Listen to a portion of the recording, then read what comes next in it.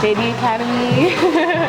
Congratulations. So what can you tell me about your experience from the time that you walked in the door until today? I just felt like it was very homey, and just everyone is just super supportive here, the staff, the teachers.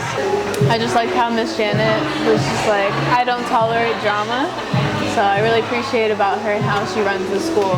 Do you feel that you have all the tools needed to start your career? For the most part, yeah. I know if I have any questions to ask, like the teachers, I know I can always reach out to them and they'll be there for me, and the staff as well. I would totally recommend this school and the esthetician school, just everything about it. They're just here to support you and just become the best esthetician that you can be. So, yeah. Well, congratulations again. Thank you.